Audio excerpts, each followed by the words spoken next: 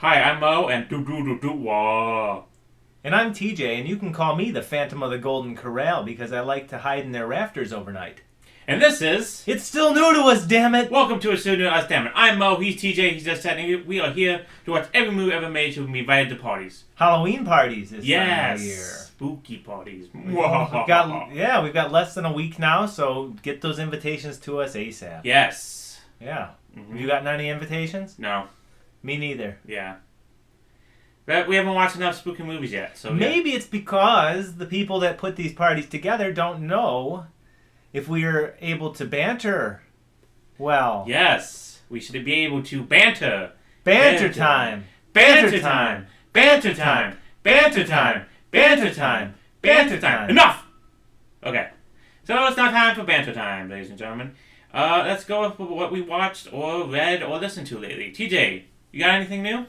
Let's see. I'm still going through Cheers. I'm on season 10 now. Ooh. I gotta say, it took me a long time to realize this, but Norm Peterson has a serious problem. Yeah. It's played up for laughs, but there are many instances where he steals free beer or, cons someone into giving him free beer, and he openly neglects his, husbandly duties with his wife. Mm-hmm. The man's got a serious problem. Yeah. Surprised they don't help him at all. They just let him drink. Yeah. They do. I watched, there was one episode where the opening of it, everyone was outside the Cheers door and they couldn't find the key to get in. Sam didn't have it. And they're like, how are we going to get in? And then suddenly Norm comes walking down the steps, pulls out his keys, and has a key to the bar and lets everybody in. Also, how does time function at this bar? I don't know. I just watched one yesterday where Frasier and Lilith asked Sam to watch Freddy after his shift. So, what is his shift? And then, does he work in the morning to the afternoon? I've worked in a bar. Yeah, that's true. They stay open till 2 a.m. Yeah. Usually bars don't open till, unless you serve food, maybe around, 3 or 2. Yeah. It's very interesting. It's almost like the bar itself is just a stage for thematic purposes. Yeah. That was weird. But Norm does have some serious problems. That's true. Otherwise, I watched Halloween 2. I'm trying to watch as many of the Halloween movies as I can access because it is that time of year. Yeah. How was Halloween 2? Serviceable sequel. Okay. It's one that it's always one of the best sequels because that series frankly takes a huge nosedive off the bat immediately, pretty much. I mean, I'm a big fan of 80s slashers, right? Yeah. The Halloween, Nightmare on Elm Street, and Friday the 13th series specifically are ones that I constantly revisit just because they hold sentimental nostalgia value, whatever. And of those three, far and away, Halloween 1 is the best of any of the movies in the franchises, in my opinion. Yeah, Halloween 1's the best. But Halloween also dips in quality the most. That's true. As a franchise. Nightmare on Elm Street, the first one, outstanding. Third one, outstanding. The rest, diminishing returns, and they vary in quality. Mm-hmm. Friday the 13th, they're all fucking terrible, and I love them all. So good. What's your favorite one on the Friday the 13th?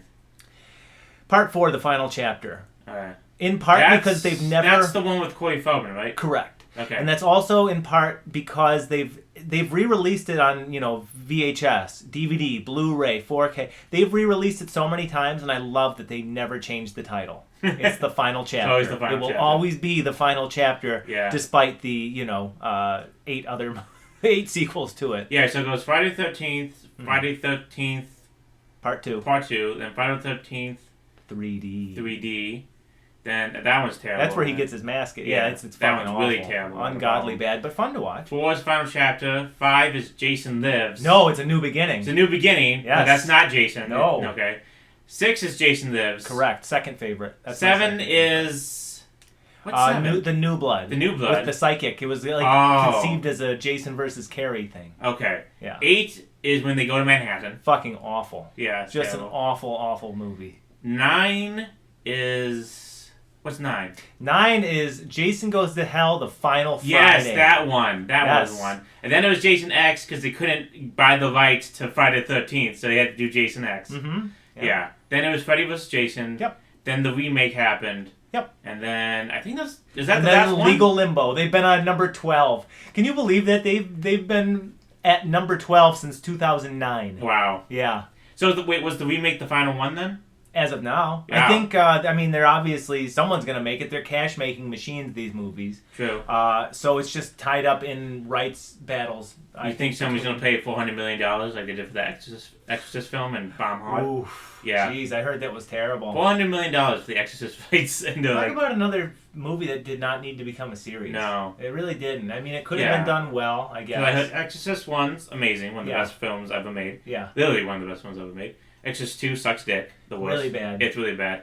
I am Pazuzu. Yeah, it's really bad. Exorcist 3 is actually good. I heard. 3 is good. 3 is definitely worthwhile. You gotta watch the director's cut though. You can't watch the original. Oh, actually, I don't think I watched the director's cut. Yeah, I heard But I they. really I like heard it. it was really. I heard the director's cut's really good, and the studio just slashed the shit out of it when they released it. Oh, as they are wont to do. Yes, it wants to do. Yeah, and I don't think they released another one until The Exorcist, the newest one. Yeah, so I could be wrong about that. I, think it was I haven't before. seen the new one, but yes, I've heard it's terrible.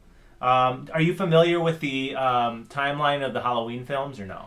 I think so. Okay, so I know. So this first Halloween. So John Carpenter's Halloween timeline is Halloween, Chef's Kiss. and then all the way to the newest Halloween. Well, Not the newest Halloween, but the Halloween reboot. Right? That's the timeline technically. there's multiple timelines. So Really? it's Carpenter's Halloween, which Yeah. was immediately followed by Halloween. Well, it was followed several years later once the slasher boom was evident. John Carpenter got roped into doing the sequel, which takes. Did he direct a sequel actually? He didn't direct it, but he and Deborah Hill, his former partner, and I don't know if they were married, but better half or significant other, excuse me. They wrote it, and he had a lot of input. He did the music. Oh my God, excuse me. He did the music. That one picks up moments after the first movie. Okay. Then that one definitively kills off Michael in a fire. Part 3 is when they decide, John Carpenter was part of that because he was championing the whole idea of the anthology series. So Yeah.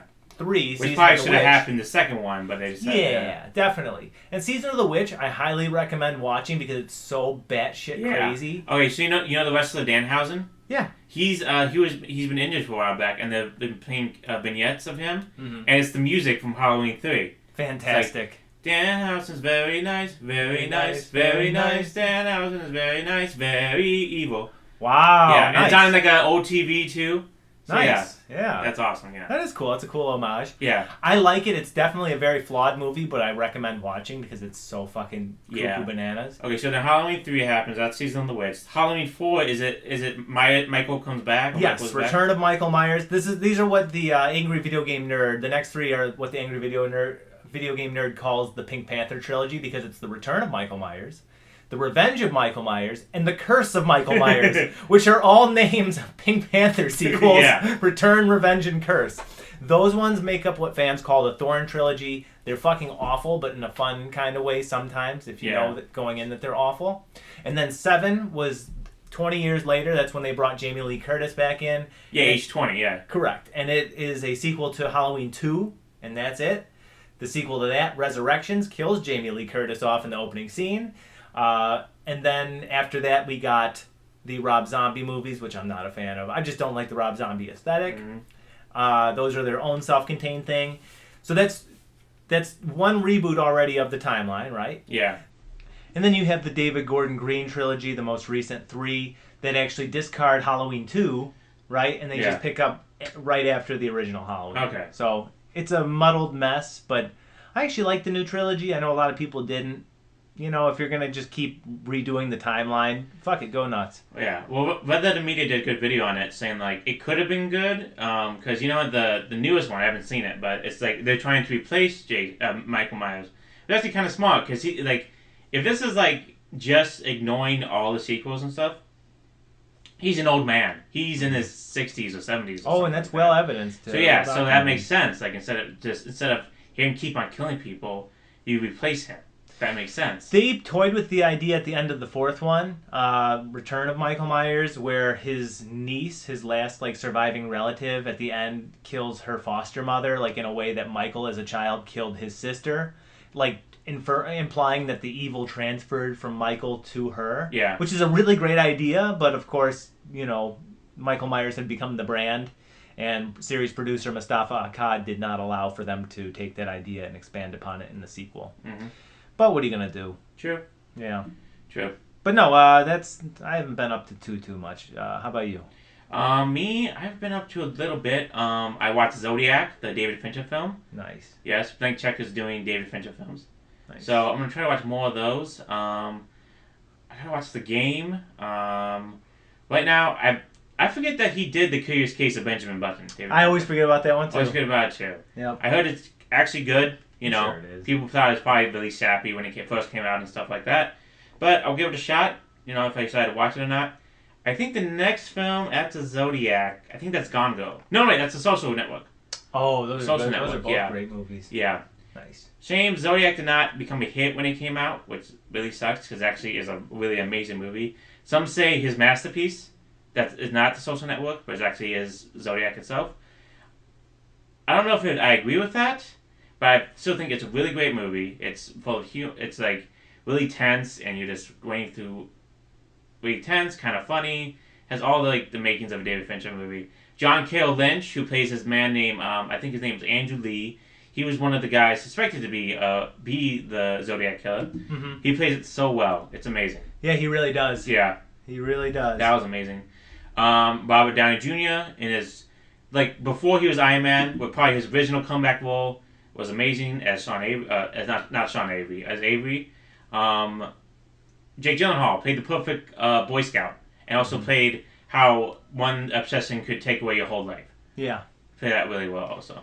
It's the most satisfying mystery movie, and I know that it's not really the mystery that's supposed to be this, centerpiece of it, but it's the most satisfying mystery-related movie that you go into knowing you're not going to get a substantial, or Yeah, it's kind of like watching Confirmed. JFK. You're not going to get a good answer, but you watch it, and the very end, spoilers, I guess. He stares.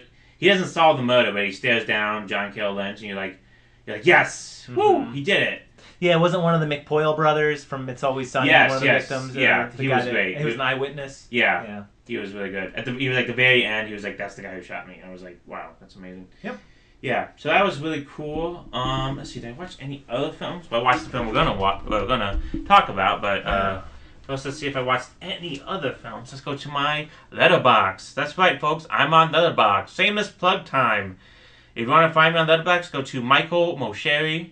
That's both capital M's. Mosheri, Moceri. Follow me on Letterboxd for your movie suggestions and reviews. Yeah. Yeah. Suggest some real shit.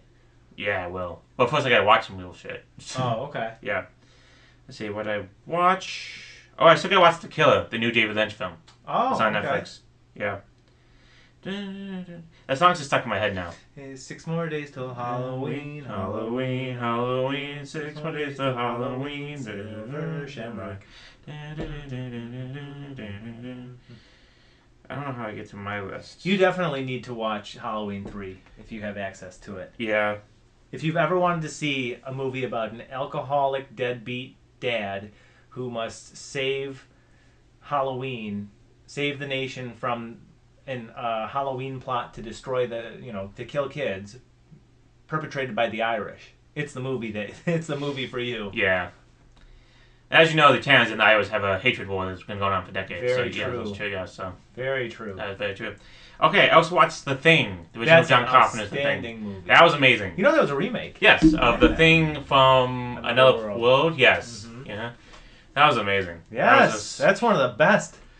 Yeah. The practical effects on that movie alone, one of the It best. speaks for itself. It's also very suspenseful. Also, you don't feel bad for people blaming other people of what might be the creature. Who's the creature? No, you Because don't. you're just you don't know what to do in that situation. You just gotta be paranoid because you don't know what's gonna happen. It's really a psychological study as much as it is a horror or suspense film. Yeah, Yeah. yeah, and that's really amazing. And the ending is so good and it's ambiguous. Yeah, you're just I don't know, and so you don't know what happens next.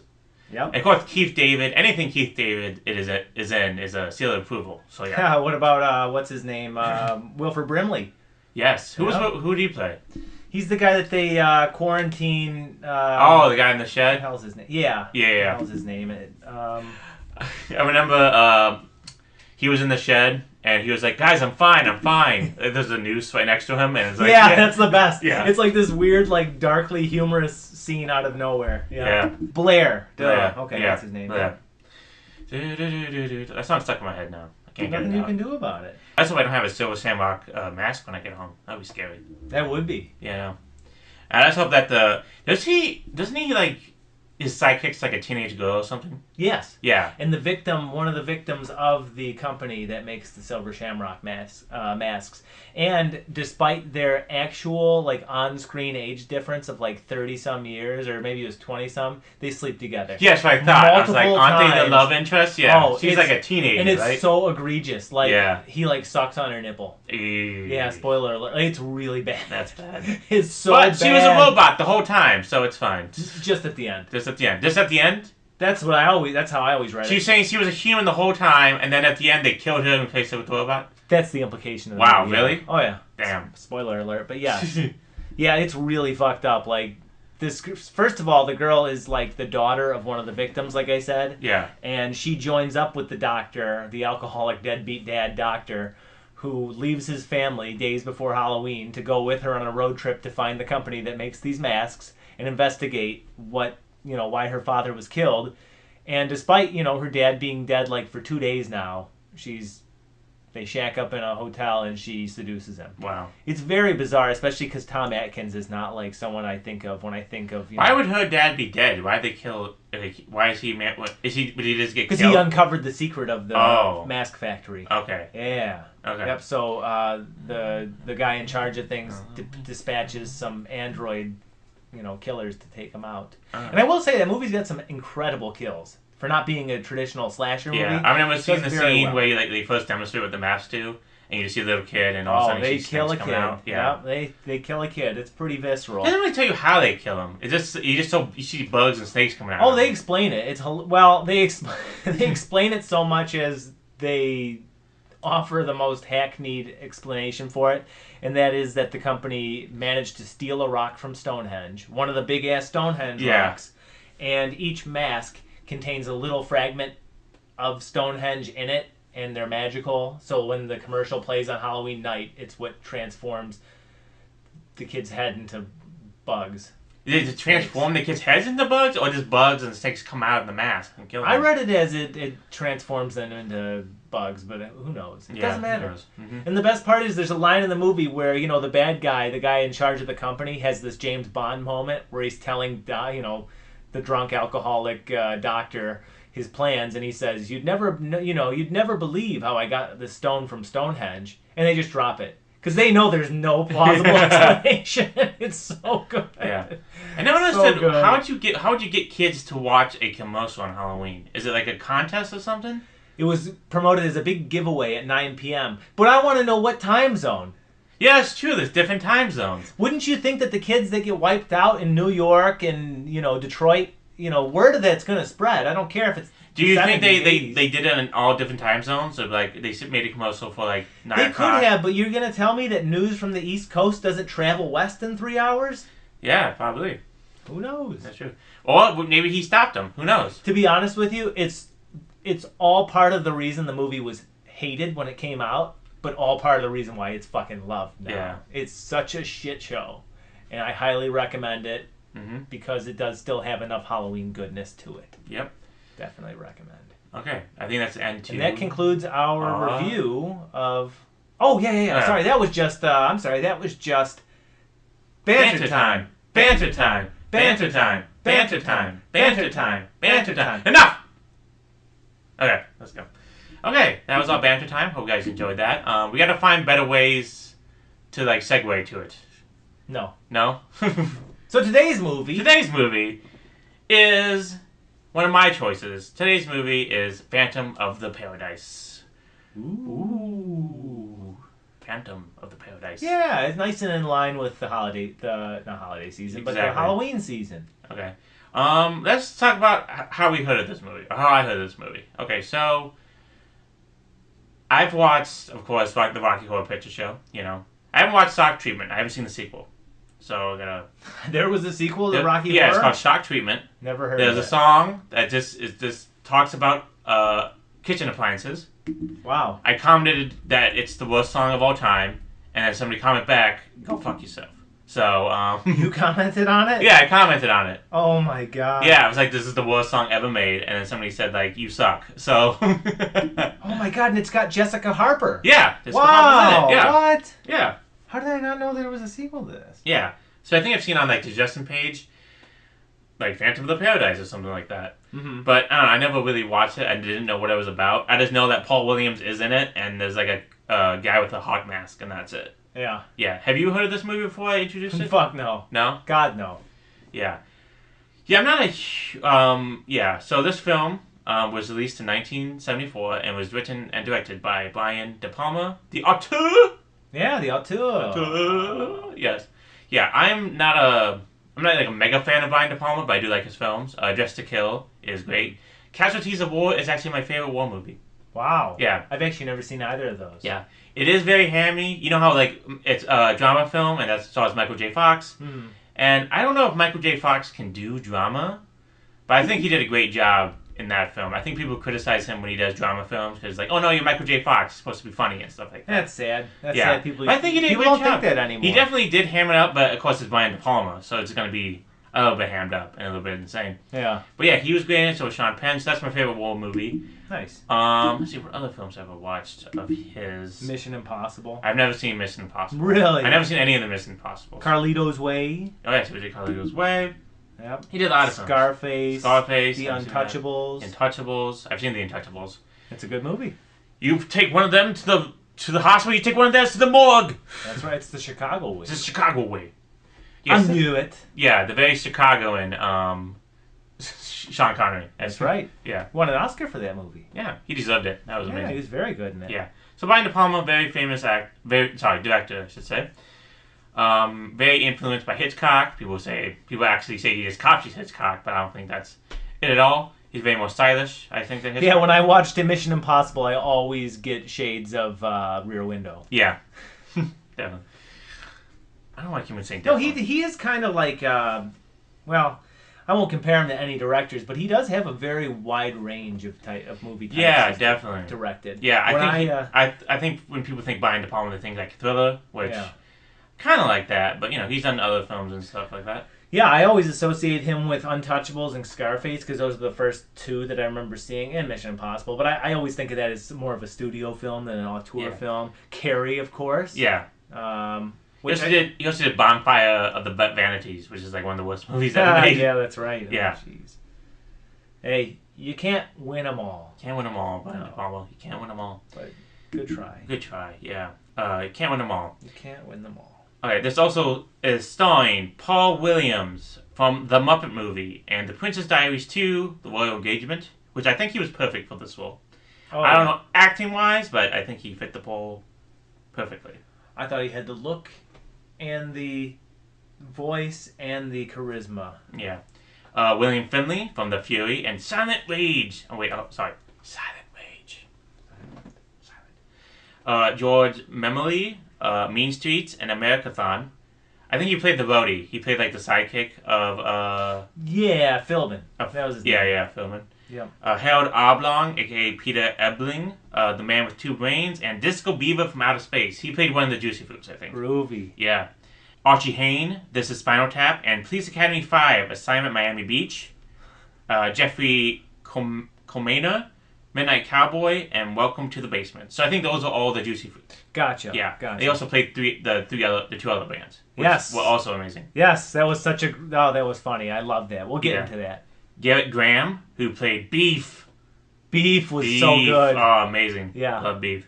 He was in Used Cars and Chopping Mall and like a million other Nice. things. He's like one of those actors. You see him like, you always see him in the background of stuff like that. That makes him perfect for this character then. Yeah. Well, and we'll get into Beef.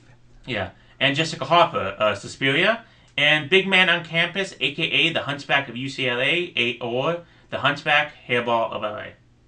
Sounds like one we'll be watching soon enough. Definitely. Definitely. All right, terrific. Yeah, so I guess we'll get into the movie. I guess we can go by plot. Okay, so...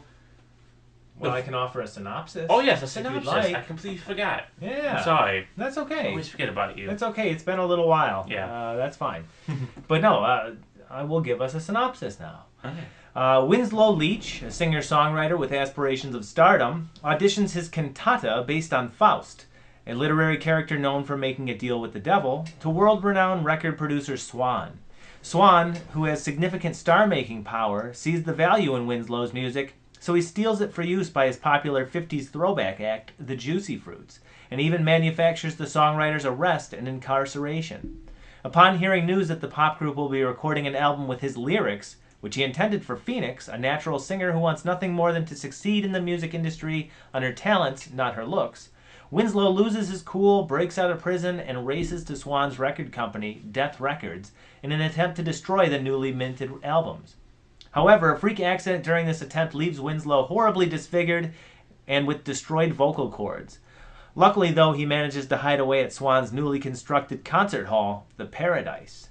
Disguising himself with a cape and a mask, Winslow becomes the Phantom, and he works to exact revenge on Swan by sabotaging his acts, which include the Beach Bums, a rebranded Juicy Fruits, now playing the role of surf rockers, and later, Beef, a journeyman frontman posing as a glam rocker, and of course backed by the Undeads, formerly known as the Juicy Fruits and the Beach Bums.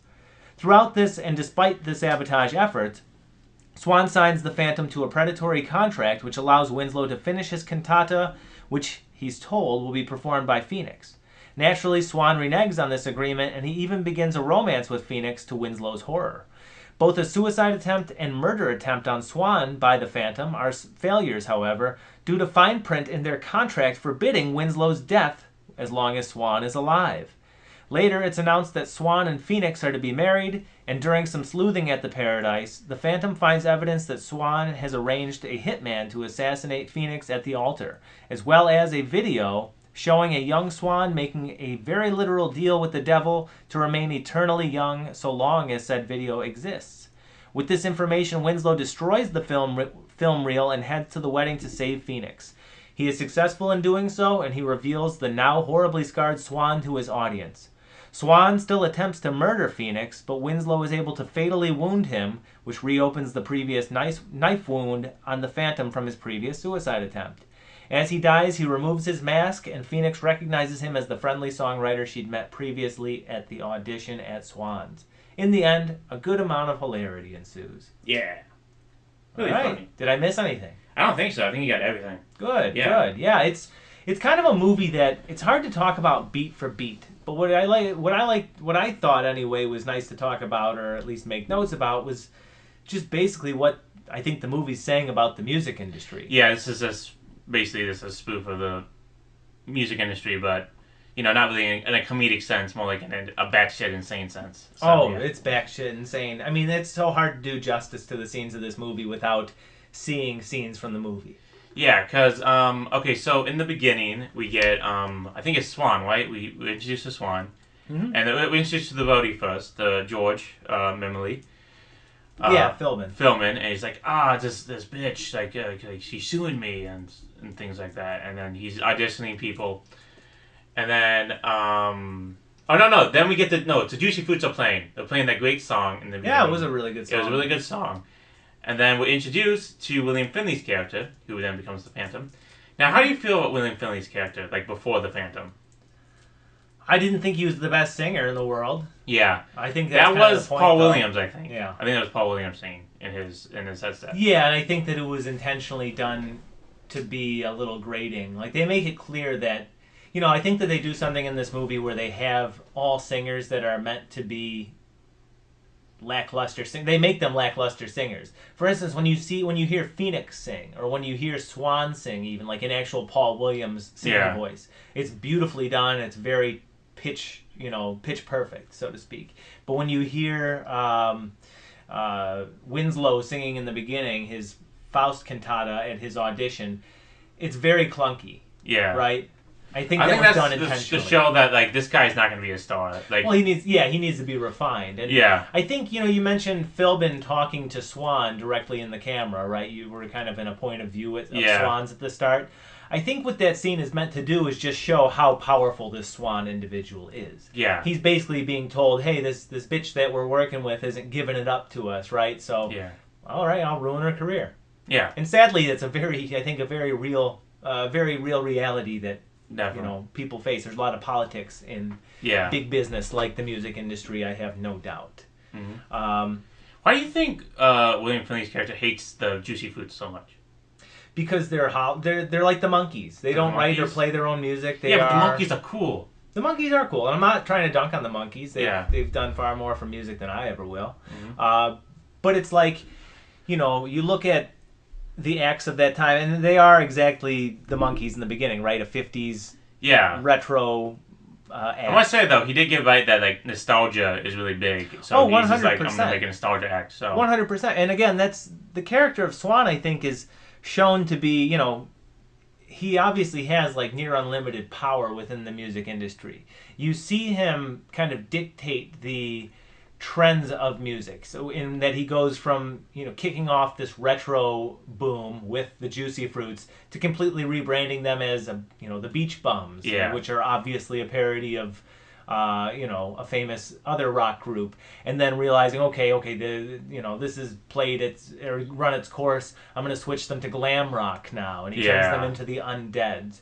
I think that Winslow does not like the Juicy Fruits because the Juicy Fruits are inauthentic. Okay. They are simply that makes sense. they're not the ones writing music. He might not have the vocal talent or the charisma to be a front man like the Juicy Fruits singer, Or but Beef.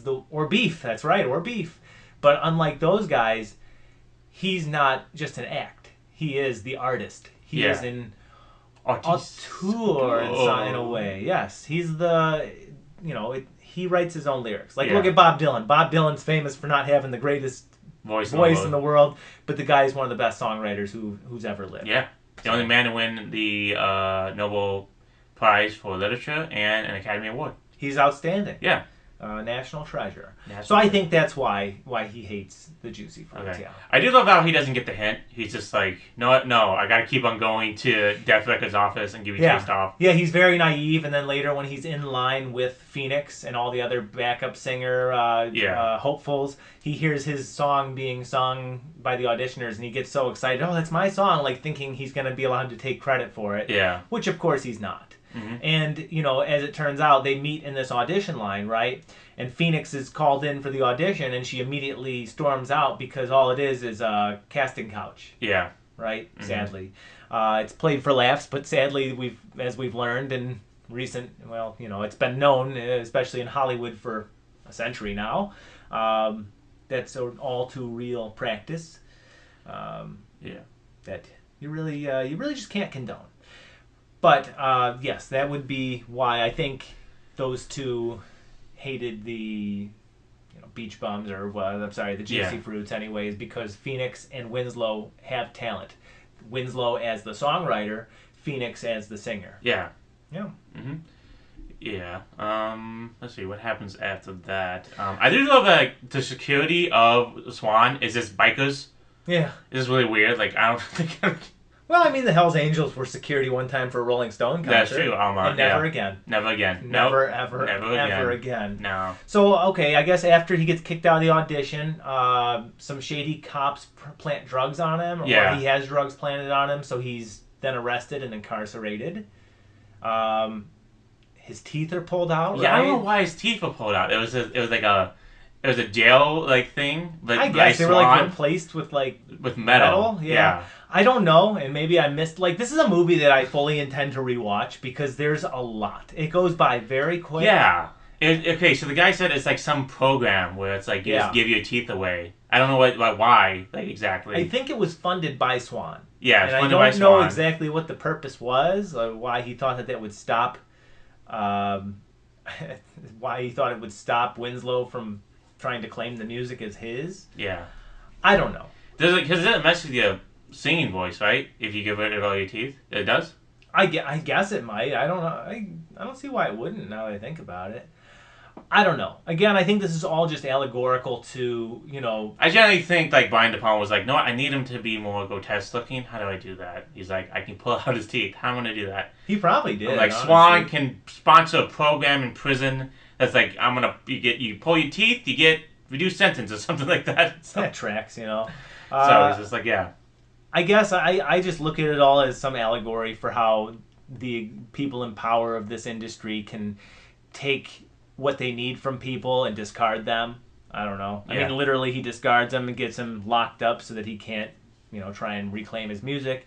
But of course, through the power of movie magic, he escapes. I love the escape scene where he hears the music, he's like, ah! Yeah, and then yeah, so he beats the security guard up and jumps out a window. He's very emotionally triggered by the thought of his work being commercialized, Yeah. I think. Because Being like just whipped out from right, the heart of it. this cantata he's writing is basically never ending. Yeah. But it's, a story and it's thematic and Yeah. he doesn't want to see it go to some hacks who are just commercial Yeah. plants. Yeah, Right? Which we don't know if it actually would, because would a Faust pop songs be popular? Well, that's the whole point. He Yeah. hears that they're performing it on their new Yeah. record. That's why he breaks out of prison.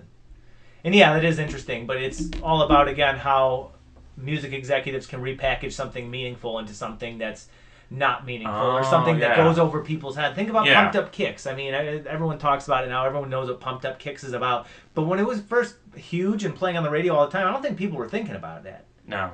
So who knows? I mean, he does eventually hear his lyrics being turned into gaudy pop music, and I think that's what turns him into the Phantom. But regardless, it gets us that fun scene when he escapes in a box a la Solid Snake from Metal Gear Solid, and ends up at the record press, the record company, the press, and he tries to... Toys for Swan. Wasn't it like Swan for Toys or something like that? Something like Yeah. that. Something like that. I love the logo of Death Records. It's a dead swan, a dead bird on its back. Yeah. Very, very subtle. Very subtle, Mr. De Palma. Yeah. But yeah, his sleeve gets caught in in the press machinery, and it causes the machine to shut on his face and burns his face and fucks him up a little bit. Yeah. Fucks up his vocal cords. There actually is a story about that. Sure. William Finley was afraid to do that scene because he was afraid he was going to get injured for real. But like the crew assured him, like, no, it would be fine. They put like padding on it and had like a stopper. It's called a chocks in the center of it to stop it. But then the machine was so powerful it crushed the chocks and it gradually kept closing. Luckily, Finley pulled himself out just in time, so he really could have been injured. Holy shit! Yeah. God, you'd think that they could use some more movie magic to ensure safety. Yeah. But... Well, this movie was only $1.3 million budget, so. No, that's it. Yeah. And it is a product of the 1970s. I mean, people were still using lead paint in housing. And doing their own stunts, so. Oh, there you go. Yeah. There you go. Let's see. So, yeah, he's left disfigured by that, and he seeks refuge in the newly built concert hall, the Paradise. Paradise. Yes. This is Swan's pride and joy, and he just needs the perfect record and the perfect act to open it. Yeah. What do you think about the Paradise? I think it actually is like, I don't know. I think it's like a Porky situation where you expect like this magical place, but usually it's just like a concert hall. It's just right. Yeah. Right. It is like a Masonic temple or something. Yeah. I'm sure it was great for the time, but I think that the point is just it's like kind of his fantasy factory, Swan's fantasy factory. It's just his,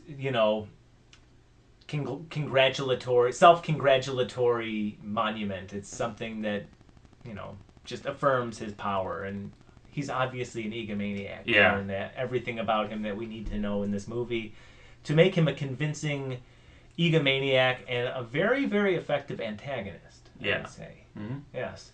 But, he's found his opening act for he thinks he's found his opening act for the Paradise. It has to be perfect, right? So he stole Winslow's music or his lyrics, and now he's trying to repackage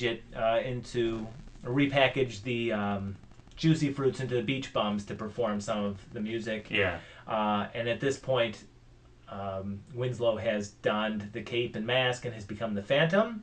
Yeah, that was great. Yeah, it was great. It's a great look. It's a great way how they do it. You don't see him, of course. No. Once again, never showed the monster. Yeah. Yeah, until like the very end or something. Mm-hmm. You see people looking. You see like two guys going. I was like, oh my god, and he murders them. Mm-hmm.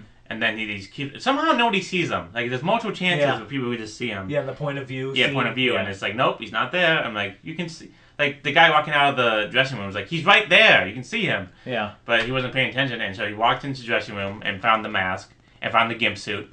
Yeah. I was like, I'm the Phantom now. Peripheral vision can come and go in movies. Yeah. It's only there when necessary. Mm-hmm.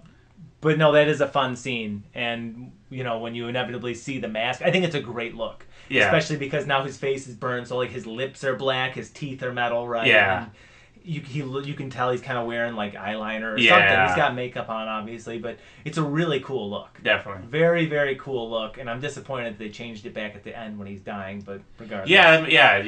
Right at the very end, he takes his mask off. You don't see any black face Right. paint or anything. It was on weird, him. because he still has the deformities from the record press, but regardless, I think the Phantom looks really cool, and his first act of sabotage is putting dynamite or some kind of explosive in the Beach Bums, prop car. Yeah, that was an homage to the Orson Welles famous opening of Touch of Evil.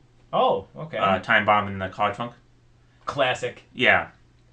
A movie we have to watch on the show, because I've never seen Touch of Evil. I've never seen it either. Never seen Touch of Evil. All right, we'll get there. We'll get there, and then maybe the party invitations roll in. We will watch Touch of Evil and get party invitations. That's the goal. Yep. Perfect. That's the goal. Yeah, so then we're just waiting. And I love the waiting of it all. It's just like, okay, now it's going to happen. No, then we still got to wait, because the one Beach Bum's talking to the roadie, and he's just like, okay, like, I got to go. Like, I can't do this. And he's like, oh, hold on, wait. And it's like, when's it going to explode? And then when it finally crosses the stage, and you're like, boom. Yeah, it's a surprisingly good use of suspense. Where it's like the classic example of suspense that Alfred Hitchcock discussed when, I don't know if you ever heard this, but he describes suspense as two people having a conversation about baseball while the audience sees that there's a bomb underneath their table. They don't know that it's there, and the audience is waiting for it to go off. Mm-hmm. This is a good use of that type of suspense. Right? Yeah. Where all the characters, they have no idea what's going to happen. But the only person who does know is Swan, because he watches all. Well, he watches the security tape and sees the Phantom, at which point he approaches the Phantom. Well, no, the Phantom approaches him because the Phantom sees him going to a secret office, and then he's going to kill him. And then Swan's like, no. Like, come on. And he knows it's Wilson. Yeah. So he's just like I can make your dream a reality and make Phoenix a star. Yeah. All you do is sign this contract. Yep, and it's a big-ass contract with a ton of fine print, and I like the scene when the Phantom's like, well, what does this line mean? And then, Swan tells him the exact opposite of what it means. And, again, I think, it's kind of another commentary on how predatory these executives can be with such legal, a lot of people don't understand legalese. And, obviously, if you're signing a contract, you should do it with good knowledge of what you're signing, but when you have a smooth talking executive, you can be easily swayed. I think, especially with the beauty and the grace of Swan.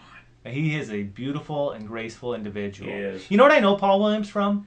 Two things. Well, okay, what? So the first one is Battle for the Planet of the Apes, which is the original? last. Yes, it's the last of the mainline Planet of the Apes movies. The fifth one. It's really bad. Oh, yeah. That's the last one, though, of the Roddy McDowall movies with Caesar, and he's like kind of one of Caesar's friends. He's an orangutan named Virgil, I think.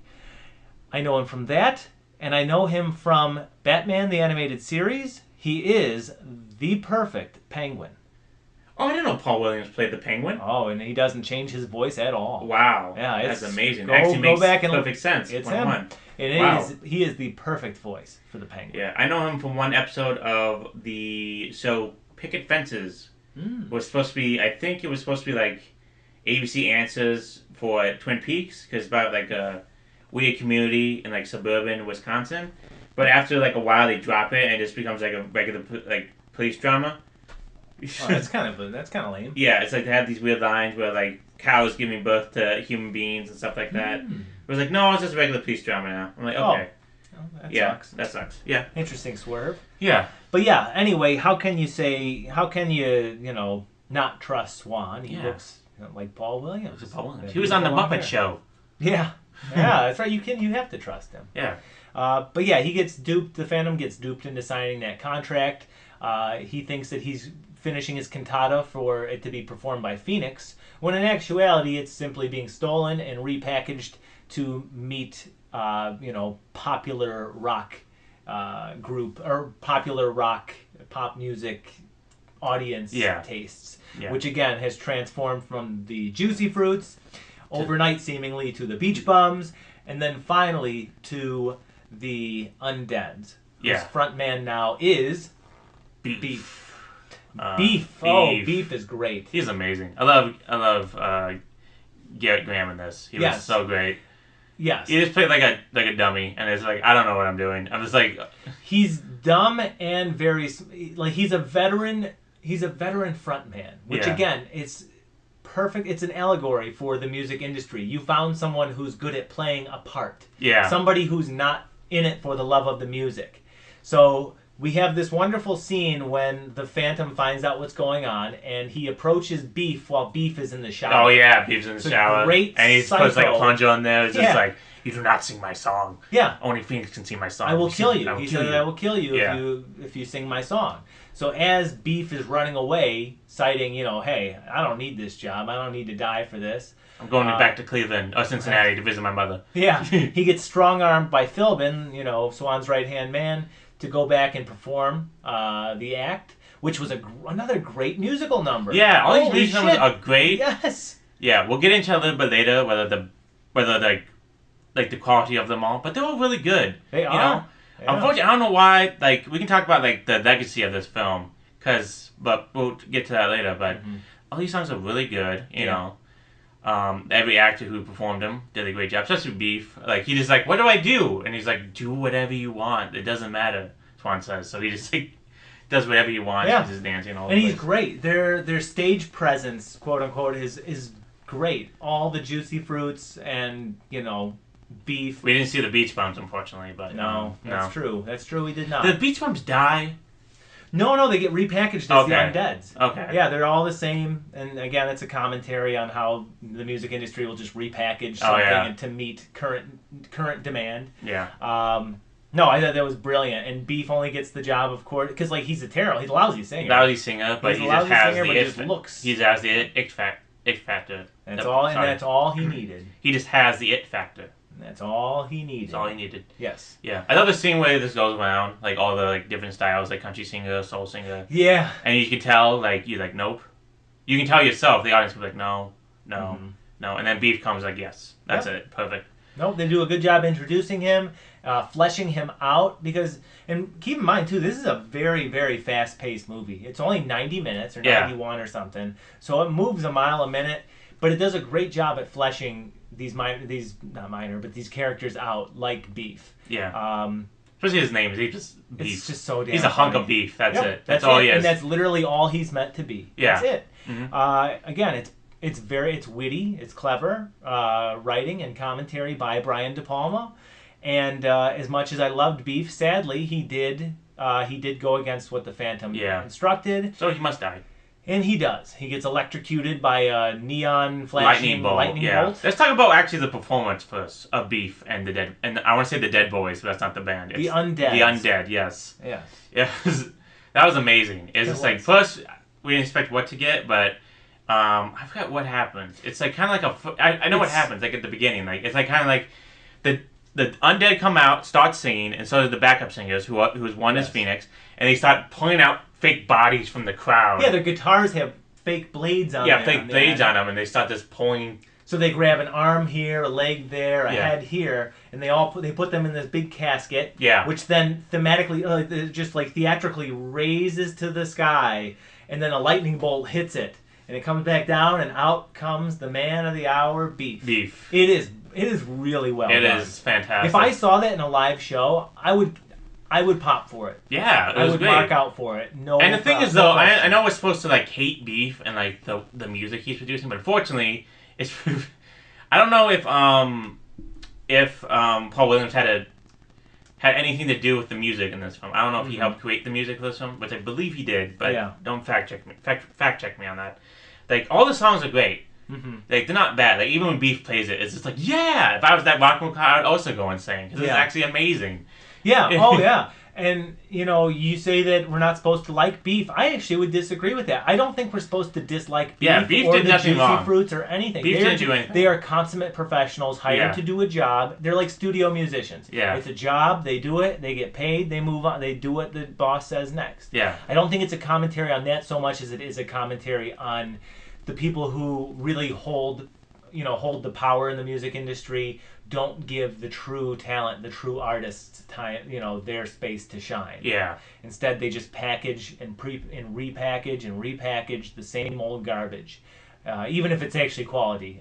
In this case, again, if I saw a live show like what the Undeads did with Beef, I would mark out. Yeah. It was awesome. It was awesome. Very cool. But no, Beef doesn't sing very well. No, he does not. But I don't dislike any of them. No. And it's sad when he has to go. He has to go. But it is a cool death scene, though. I love it. Yeah. Okay, so we've got to mention the kind of prison that that Wilson is in, or the Phantom is in, which is really great. It actually is a real recording studio, I believe.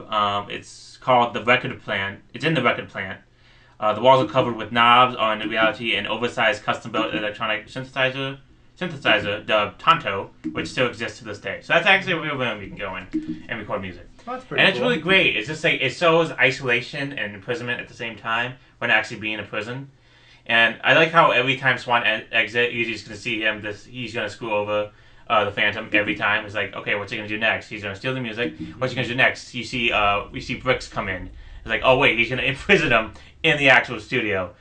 And then he does, but then Swan, the Phantom just says it, and he just breaks out, and he just then he climbs up to the very top, finds the electric bolt, and shoots the electric bolt down on Beef, and fries him. He is burned to a crisp. That's right. Yeah, and I love how after that the roadie was just like, it's like, okay, we gotta go on. Like, Phoenix, sing.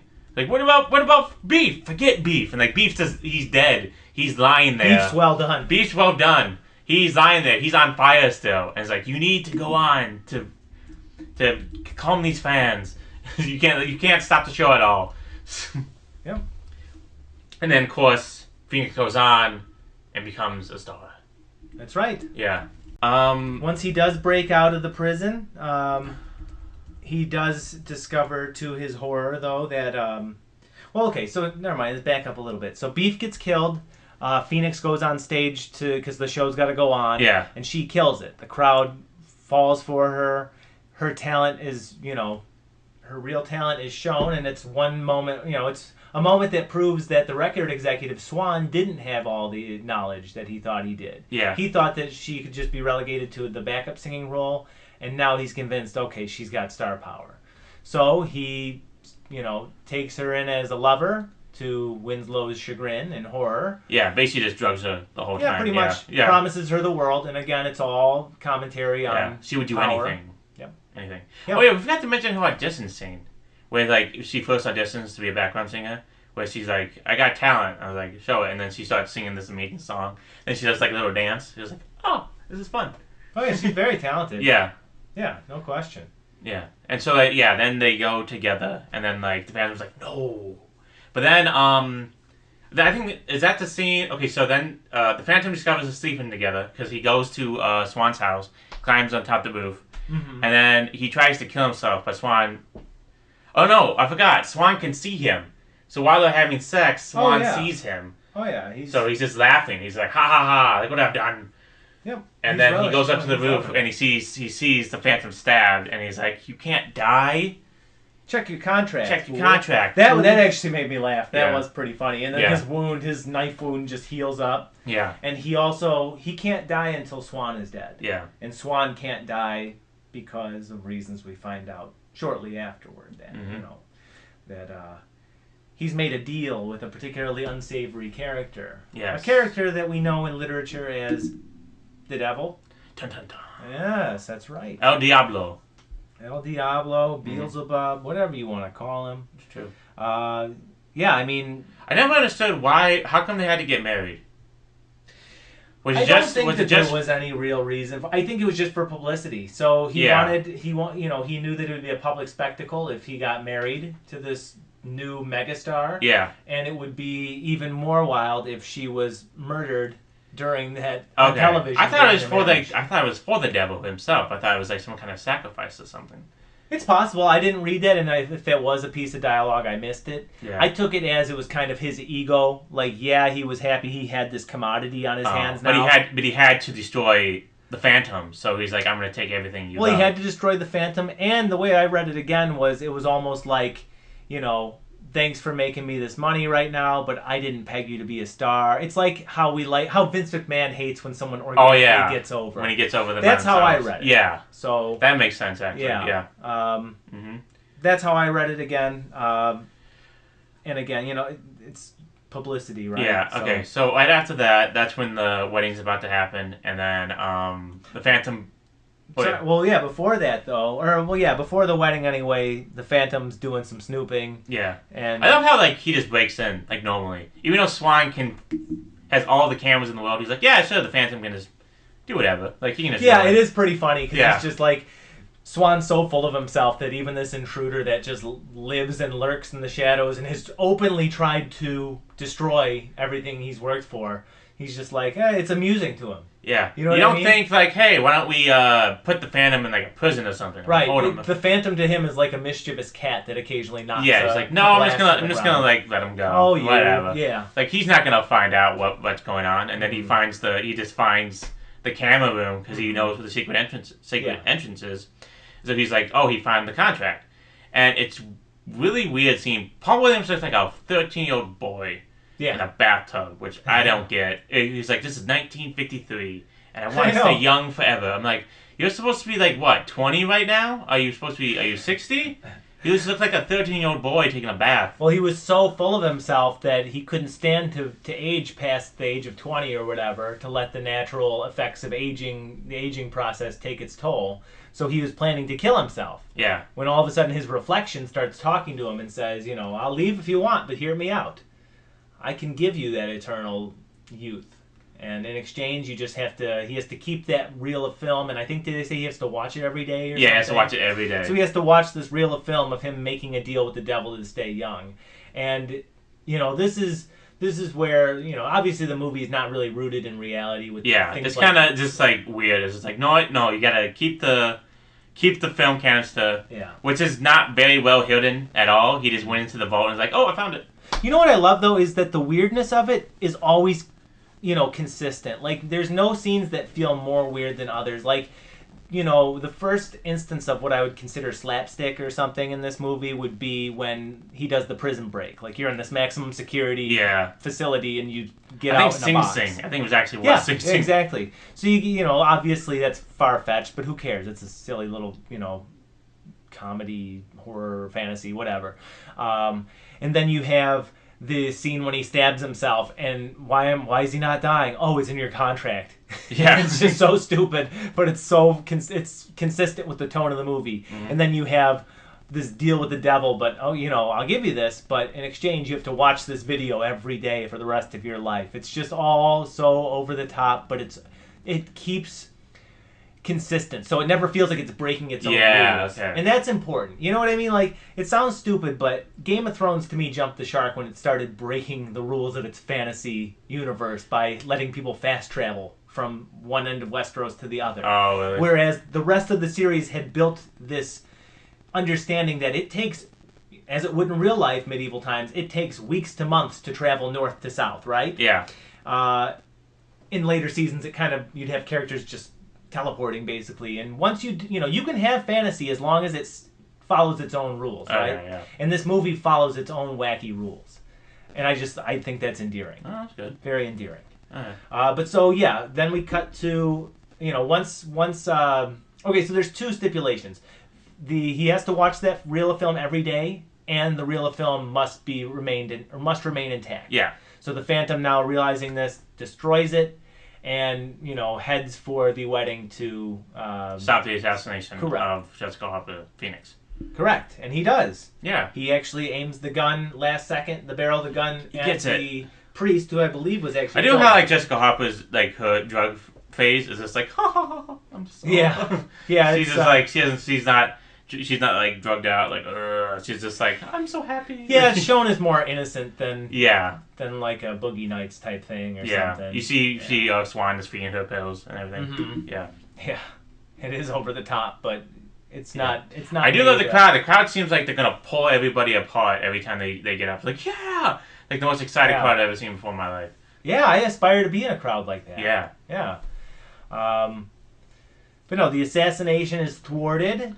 And then because the film is destroyed, that's why I took it that Swan's face is now aged horribly and it actually looks disfigured. Well, the thing is, though, okay, so in the movie, in the film, the film of him making the deal with the devil, we don't know how old he is. He knows, like, it's 1953, and he said, I'm feeling the effects of old age. So are we assuming that he's, like, in his 50s or something? Or, like, 40s or 80s? I guess. I think the Paul Williams casting is intentionally to make him ageless, because Paul Williams is one of those guys that can look 20, or he can, if you think about it, he can look 40. You know, I think that's the point. Yeah.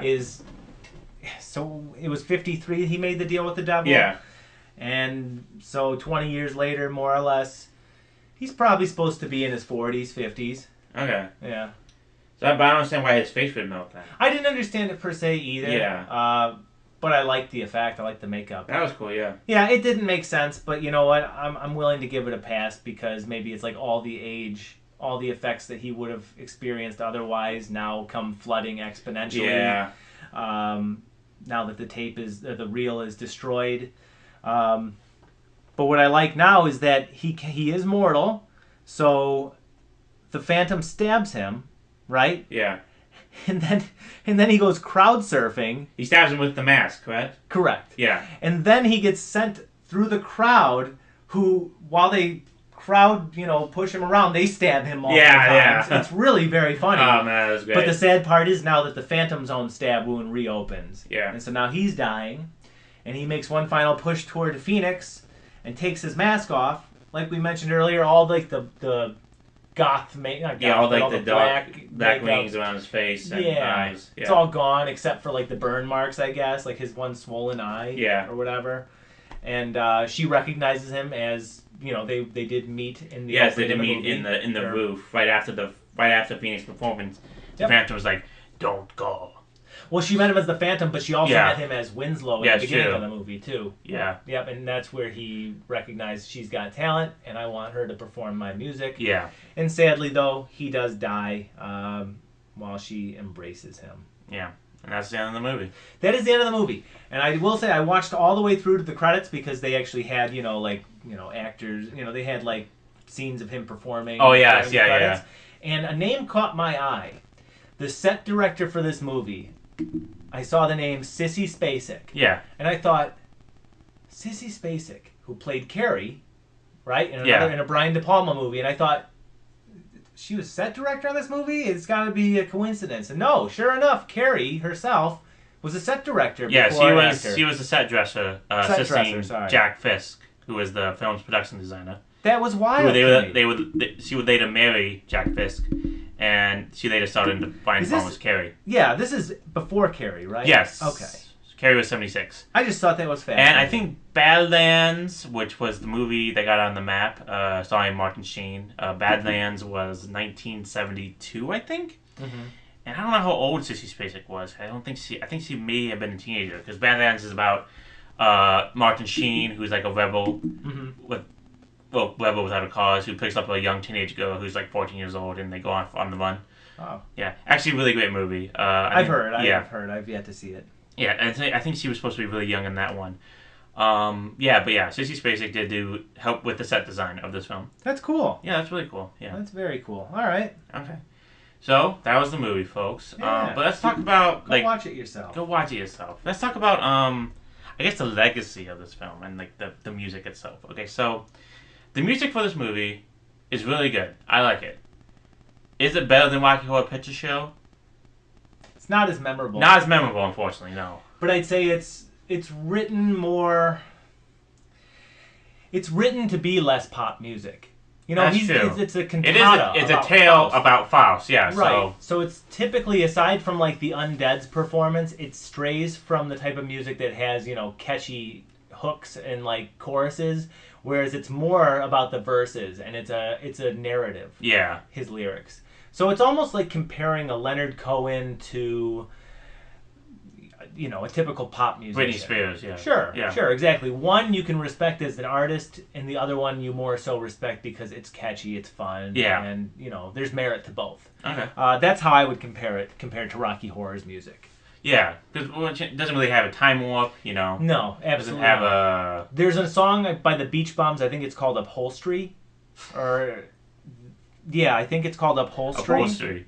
That's the one. That's the one that I would say came closest to Yeah, being catchy to me. I think the first song could have been it. The first song was great as Yeah. well. I mean, they were all great. Yeah, unfortunately, just not as memorable as. Why not? Yeah, so I'm wondering like how. Okay, so the Phantom of the Paradise, I don't think was a financial success. It was a failure, and it became a cult film over time. But I don't know if did Rocky Horror Picture Show also was that a failure then became a cult movie, or was that also a success, and then also is a cult movie because of its weirdness. I think it started as a cult play that Yes. eventually was made into the movie, and I think they just marketed it correctly to the point where they didn't push it to too many theaters that couldn't, to the point where it couldn't be handled. Yeah. So I think it was a success in the long run. It was kind of a, if I'm not mistaken anyway, I don't think it certainly wouldn't be considered like a bomb like this might have been. Well, okay, so it says right here the Rocky Horror Picture Show made $226 million. That's definitely not a bomb. It's But definitely you not a also bomb. have to understand it's still considered ongoing. Yeah, it's true. It's Midnight theatrical showings run. are still going on. Correct. And of course, midnight showings back then also happened. So it just kept on going and going and going. Correct. Yeah. But this doesn't have like the same effect to it. You know, I don't think people are showing up at midnight for a. Well, people are showing up at midnight for Phantom of the Paradise thing, but they're not dressing up. You know, maybe. I don't Not know. But interacting with it, throwing things. yeah, I don't think it reached that status. Of No, course, we've never no. seen a midnight showing of Phantom of the Paradise, but we know there's not really like you don't see Drew Carey doing a parody of Rocky Horror Picture Show and the Queen of Priscilla, Queen of the Desert. You know that one episode. Right. Yeah, you This don't see is, him do Phantom of the Paradise. Yeah, I feel like this is a true cult movie, whereas Rocky Horror is such an interesting one because yeah, it's a cult movie, but it's also found significant mainstream success. Yes, Right. true. Yeah, So it's been almost remade. like a manufactured cult movie in a way. Yeah, But doesn't not to take away from it. I do like Rocky Horror Picture Sure. Show, Mhm. but this one to me, almost because of the fact that it bombed and I'd never heard of it before. That's what brings the cult together, right? Yeah. It's like this bond over a movie. Big Lebowski was a bomb, True. right? That's what brings these cults together. And these are the good kind of cults. If you're gonna Yeah. join a cult, join a film cult. following. Exactly. Yeah. Yes. I could definitely see there being a following for this. and there is. Luckily, this became luckily we're doing midnight movies. So a fan organized festival dubbed Phantom Palooza was held in 2005 in Winnipeg because it failed everywhere else except for Canada and except for mostly Winnipeg. Nice. Yeah, so that's why they did it there. There was a concert production. There was songs written about it by Sebastian Teller. He wrote a song about it. Let's see. It's one of Daft Punk's favorite films. It's a foundation for them artistically. And they worked with Paul Williams on the album Random Access Memories, who plays Swan. Yeah, so it's huge influence to a lot of people still, but it's unfortunately not as the level of Rocky Horror Picture Show. Which I guess, I don't know if it should be, because I consider this movie really good, but I consider Rocky Horror Picture Show way better. Because, I don't know, I think the songs are better, I think the acting's better, the productions I think is better, definitely. Even though Brian De Palma definitely did his work on this film. It was really, 100%. especially with the budget, it was only $1.3 million. So, yeah, he did really amazing. So, Absolutely. yeah, so I guess we'll go into our final thoughts about it, or Yeah. should we go into what everybody else thought about it first? I don't care what everyone else thought about it. Okay, good. Okay, when I only knew a little bit about this film, I think I hyped it up way too much in my head, but I think it still delivered on what it was supposed to be, insane, batshit insanity, which was great. The costumes were fun, the songs were great, the acting was ridiculous and goofy from each and every character. Like, Paul Williams played a perfect villain, William Finley played a perfect slub, and then him as the Phantom was awesome, especially with the voice box he used, which really amplified his creepiness and his effectiveness as a sympathetic character. Jessica Harper did great as the kind of like the damsel in distress, but not really, like as the muse. Let's say that. Yeah, She was a good. great talent. She could sing great. She played it really great. I love when she was just high all the time. She was just like, ah. Yeah. As I said before. I love the side characters. Beef was amazing. Beef is like the Red Buttons MVP next to the Undead, definitely. Maybe I'll give the Red Buttons MVP to the Undead, actually, because the Undead and the Beach Bums and the Juicy Fruits were also really great. But Beef was amazing. I kind of wish we had more time with Beef. I wish Beef survived. I wish he was just like, I don't know, his ass is caught on fire or something, then he ran out. He was an unfortunate casualty. Yeah, he was just doing his job. He was doing his job. He just wanted to go home to Cincinnati to his mom, but no, he couldn't do it. Yeah, he punished. The Phantom did punish the wrong person there. That's true. But unfortunately, he sang a song, and he knew what was going to happen. So, yeah. He was warned. He was warned. He was given a warning. I guess maybe I expected more insanity, like more insane deaths, because there's not really a lot of deaths in this film. No. So you see Beef, and Beef gets it executed, and you see him just like a giant light. The light bulb doesn't really hit him, actually. He just gets like electrocuted to the ground. I guess he just cuts his fire. Yep. So yeah. But besides that, there's not really a major complaint. It's more of a nitpick. This movie was great. It was fun. It's fantastic. Do I think it's better than Rocky Horror Picture Show? No, I do not. But this is a fun time. Make sure to go check out this movie. I give it 4 stars out of 6. Oh, okay. Yeah. Very sensible. I really enjoyed this movie too. I knew nothing about it going into it. Like I said, Brian De Palma I always associated with the Carlito's Ways and Scarface and Untouchables. So this was a big departure from anything else I'd seen of his. I did know that like some of his early films especially were considered very subversive to what mainstream crowds were used to. This is certainly that. Very subversive. Definitely cut from the Rocky Horror cloth, although like we said, not nearly as successful in the mainstream. But I would probably enjoy seeing like a midnight screening of this with a devoted fan base. Yeah, that'd be fun. Everybody's singing the songs. Somebody's dressed as Beef, you know. Oh, that'd be great. The Phantom costumes would be amazing. That'd be sweet. Yeah, it's a cool It's a really cool look. Yeah. I think it's a very imaginative and creative and well shot movie. Imaginative-wise, it kind of reminded me, not Baron Munchausen levels at all, but just like, it reminded me of that movie just in terms of how the visual uniqueness is largely what makes it stand out. Mm-hmm. The way it's shot, you have some really cool camera angles. Some really cool shots, like when the Phantom's composing and you see in the foreground just Swan's shoulder looking at him, and it's the shot where Swan looks up and sees the Phantom on the roof. That's really great too. Yeah, it's a very unique looking movie, which appeals. That kind of stuff appeals to me. The music is very well performed. Even if it's not the most likely type of music to have mainstream appeal, it's still a lot of fun to listen to. For instance, when Phoenix does her first solo act after Beef, rest in peace, dies, it's like a journey. I mean, it's just music that makes you feel something. It's very good. It's obviously a very, very sometimes clunky commentary on the music industry, but overall it's stuff that still holds up to this day, and it's not just music, but the entertainment industry. It's well acted. I mean, I loved it. I thought it was a lot of fun to watch this movie. I'd give it a 4.5 out of 6. All right. Very much enjoyed. Probably watch it again sometime. And I recommend it. It's a 90-minute movie. It moves quick, so it's not like a huge time commitment. Give it a watch if you find it on a free streaming app or something. Yeah, definitely. Okay, so that's our opinions. Now, everybody else's, or just basically Gene Siskel, because I couldn't really find Ebert's review on this. There was a video and stuff like that, but I didn't have time to watch it. Alright, so Gene Siskel, once again, unfortunately not a lot of, people have saved Gene Siskel. He's not, for some reason, Ebert's more popular than Siskel. You see, huge websites dedicated to Ebert and stuff like that. Not a lot of, archive for Siskel. You see, sometimes you see clippings of his stuff, but it's really weird. I don't know why. But Gene Siskel gave this 2 stars.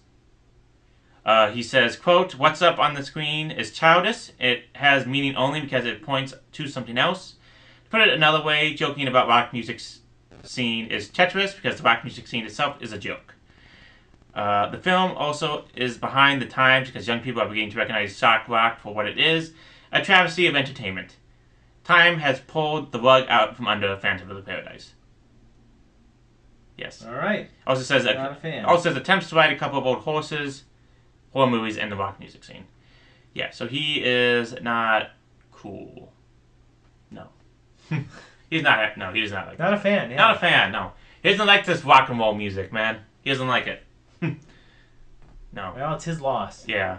That's weird. I mean, who knows if he'd lived longer, maybe got a chance to reassess it. Who knows how he'd feel then, but it is what it is. Not for everybody. Yeah. It's certainly not for everybody. Yeah, especially Gene Siskel. Clearly, yeah. The square of Squaresville. Let's go to the awards now. This was nominated for the Oscar for Academy Award for Original Score and Adaptation, and a Golden Globe for Best Original Score Motion Picture. It lost to The Great Gatsby for the Oscar and The Little Prince for the Golden Globe. I know about The Great Gatsby, but not The Little Prince. The Great Gatsby? The Great I never Gatsby. saw that one. Yeah. I saw the Leonardo. I read the whole DiCaprio book one. in like 12th grade, and I didn't memorize any of it. You It did? just went out one ear out the other. You know, it's kind of wasted on high schoolers. Yeah, and then we just watched the movie. I was like, "That's what happened." I'm like, "Yeah." Like I forgot I read the whole book. I read the whole thing. Yeah. Didn't know anybody's name. Nothing. It was just went through my head like nothing, and it was just like, It's wasted on high schoolers, to be honest. Yeah. But it's one that, as an adult, I appreciate a lot more. mm-hmm. I got a piece of trivia for you on this. Okay. The DVD of this movie was released on September 4th, 2001, Yeah. and 7 days later, Brian De Palma celebrated his birthday. Oh, that's nice. Yep. That's really nice. hmm Anything else happened that day? A guy named Bill Morrow in Massachusetts bowled a perfect game. Oh, cool. You ever seen that story? No. There's it's a meme. So yeah, Bill Morrow from Massachusetts bowled a perfect game in September 2001. And I actually recently read an interview. Someone tracked him down because he was famous from the meme and interviewed him. And his answer was perfect. If they didn't continue their bowling league that night, then the terrorists won. Yes, true. And it was his only perfect game in his life. Damn. Interesting. Interesting. Yeah. Okay. So to move on, best picture of that year was The Godfather Part 2 winner. Chinatown, The Conversation, Lenny, and The Towering Inferno. So Wow, what pretty a stiff year. competition. Holy shit. Yeah. I mean, I would kick The Towering Inferno out because I don't know how well that film holds up. Because I know the 70s was huge for disaster films. So yeah. Yeah. But besides that, yeah, this is a fucking killer lineup right now. Yeah, it really is. Jesus, yeah. The best films of 1974 was 1, Blazing Saddles, 2, The Towering Inferno, 3, The Trial of Billy Jack. You know who Billy Jack is? No. He's a Native American who kicks the ass out of rednecks. Cool. Yeah. It's fucking awesome. Billy Jack. Sounds great. He's awesome. 4, Young Frankenstein. Love that. 5, Earthquake. Movie lost to time. Or never existed. Another disaster movie. Yeah. Shit. 6 was The Godfather Part 2. 7, Airport 1975. Oh my god. Yeah. Wow, Another that's a disaster lot movie. of. Oh my gosh. Yeah. So I think this is a sequel to Airport. Yeah. Of course. 8 was The Life and Time of Grizzly Adams, which I think was a Disney movie. I'm not sure. 9, the original Longest Yard. And 10, the original Murder on the Orient Express. Nice. Okay. It's a solid movie. Solid. So that was the top 10. Unfortunately, I couldn't really find the box office for this, but it was not a hit. Neither was the critics, so it was mixed to negative. Some fun facts from this. The Death Records logo is officially printed over originally planned Swan Song label at several points in the film. The movie deals with a lot of birds. Phoenix, Swan, the Phantom's mask, Phoenix's dress, the first appearance, her feather jacket, Swan's bird vest, Beef's bird tail during his number, and of course Death Records logo. Yeah. The airport where Beef is introduced, the Death Records label is superimposed over the original logo. Okay. That was a great scene too. We didn't talk about that, where he just pops out of a coffin and you see the undead with him. That was awesome. That was great. And also Brian De Palma considered the pop group Sha Na Na for the role of the Juicy Fruit, which would have been hilarious. Yeah, it would have. Do do do do. Wow. Have you seen Sha Na Na? No. They played in Woodstock. That's all they're known for. They were a 1950s doo-wop group in the 1970s. They had a TV show. I was wondering if that was a real thing, that Yeah. in the 70s there was like a 50s revival. There was, yeah. Because you know how every 20 years, like, the things 20 years before comes back? You know, in the 80s it was the 60s, in the Yeah. 90s it was the 70s, and then in the 2000s it was the 80s. And Makes sense. now it's the 2000s, so pop punk's coming back, everything. Yeah, so That's yeah, true. this little bit, coming little by little. And Nostalgia is a hell of a drug. Foster Tips are gonna come back pretty soon. Jesus Christ. Yeah, and maybe American Eagle and Abercrombie Fitch and Hollister. Yeah, They're just biding their times, right? Their time yeah, right that's now. buying their time. Yeah, so that's it. That was the film. Hey, That was Phantom of the Paradise. pretty good start to the season. Pretty good start to the season. Way better much than enjoyed what was the first film we watched last time. It was The 70 Years, right? Oh, jeez, yeah. Yeah, way better. Way better. God, yeah. Jesus. Yeah. TJ, what is the final thing? The final thing is, well, a game I put together in 30 seconds here. It's kind of timely in that we're 6 days out from Halloween as of the recording of this. And so I put together a very quick list of actors and actresses here that, well, they're stars. But before they were stars, they appeared in a horror movie from a famous horror movie franchise. Does the movie Dungeons and Dragons featuring Tom Hanks count as a horror movie? No. Okay. Nope. Although it was on the list of, when I had to Google more just to make sure I had all the major ones. I love it. Anytime you see Dungeons and Dragons from the 1980s, you just see Tom Hanks, and he's not even the main character. It is wild. Yeah, because they knew that's all. Well, you Yeah. have a couple cases here, maybe, actually. So, where that's somewhat the case. So I'm going to name the actor, and you're going to tell me what famous horror movie franchise they appeared in before stardom. Okay. All right?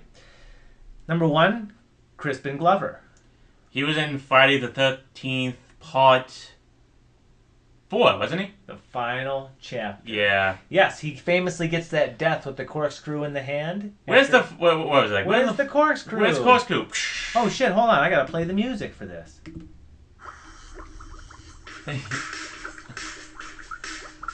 Okay. But yes, the first one was Crispin Glover from Friday the 13th, Part 4, the final chapter. Excellent. I don't know if we're allowed to play this song, but it's great. I love it. Oh, it's not a copyrighted version. This Yeah. is just a karaoke version. I love it. Okay, next one. Number 2, Jamie Lee Curtis. Obligatory Jamie Lee Curtis. Halloween? That's right. Okay, I thought she was in like another one before. No. I thought we were talking about that. Number 3, Matthew McConaughey. He was in Texas Chainsaw Massacre: The Next Generation. The Next Generation, Yeah. starring Patrick Stewart as... I love the scene Dominic he's in. Picard. He's just freaking out. Oh, it's so good. Yeah. You know who else was in that movie, right? No. The other Oscar winner in that movie was Renee Zellweger. Renee Zellweger. So the movie didn't even have a theatrical run. It was like a direct-to-video, or just like had like maybe it just showed at grindhouses, whatever. And like almost instantly, Renee Zellweger became a star, and Matthew McConaughey starred in something else and was getting big. And then all of a sudden, the home video market, this movie started flooding in with, stars Matthew McConaughey and Renee Zellweger all over the VHS cover. I remember seeing it at Family Video all the time. So yes, Texas Chainsaw Massacre: The Next Generation, which is a pile of garbage, stars Matthew McConaughey and Renee Zellweger. Unlike Texas Chainsaw Massacre 2, which stars... I love that movie. Yeah, stars Dennis Hopper, which is awesome. Burn it down! And he's got the chainsaws. He's two just like... chainsaws in his hands and then 2 on his hips. The man's a madman. Yeah. All right, number 4, Jennifer Aniston. She was in Leprechaun. Yes, I'm impressed you know that. Very good, very good. Who doesn't know Jennifer Aniston was in Leprechaun? Right. Now, I'm not a big I'm not a big Leprechaun movie franchise fan, so I just know she's in the first one. Yeah. I've seen it years ago. Really can't elaborate on it, though. Sorry. All right, another softball for you. These are all softballs, let's be honest. I just wanted an excuse to play this music. Yeah. Johnny Depp. Johnny Depp was in Nightmare on Elm Street. That's right. Very good. This one might throw you. We'll see. Paul Rudd. Oh, what was Paul Rudd in? That actually will throw me. What was he in? Smash into my graveyard smash. No singing! Sorry. I don't know. I give up. Then you can monster mash. He was credited as Paul Stephen Rudd in Halloween: The Curse of Michael Myers. Oh. Part 6. specifically asked that his middle name be used because this was around the time Clueless came out, and he realized, oh my god, this movie could tank me. So he asked them specifically to call him Paul Stephen Rudd, so it could differentiate him from Paul Rudd. He was right to do so. Yeah. It's a god-awful movie. Damn. Both cuts of it.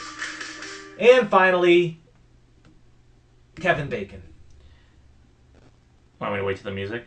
No, Okay, Friday the 13th. that's right. Yeah. Famously gets the arrow in his neck. Yeah, so, as you can tell, I put that game together in 30 seconds. But you know what? It was fun. We got to listen to some fun royalty-free music. True. I found out that Paul Stephen Rudd was in Halloween Part 6, Return of... The Return? The Curse of The Michael Curse Myers. of Michael Myers, yes. Yes. Yeah. Yes. Okay, that was the final thing. But now it's time for the real final thing, spinning the wheel. Yeah. What movie are we going to choose next? Let's find out now, baby. It is going to be... Ooh, a real sad one. Grave of the Fireflies. Grave of the Fireflies. Yes, Okay. I think this one we're both going to cry. I'm sure. It's going to be bad. Well, not the movie itself, but it's going to be, like, us watching the movie is going to be bad. Cause it's Something gonna be... tells me that no hilarity will ensue. No hilarity ensue. Well, that was the show, guys. I hope you enjoy it. If you like us, please follow us on Facebook and on Twitter. On Twitter at @it_dammit for new episodes. And also on our Facebook page. It's Still New to Us. If you can follow us on Spotify, YouTube, SoundCloud, and hopefully many more soon. Leave us comments. Talk to us. Tell us we're shit. Give us examples of games you can play at the end of the show. Can we stop thinking of one 30 seconds before we have to record? At this point, we'll accept destructive criticism. Yes, we'll accept anything, okay? Please, respond. Give us something. We need acceptance. Just genuine human connection. That's all we need. Please. That was the show. Hope you guys enjoyed it. This is Mo saying, do-a-da-da-do-dow. And this is TJ saying, have a happy Halloween, and you can catch me at the Golden Corral. Okay, see you, everybody. Bye. Let's have Bobbit Mitchum play us out.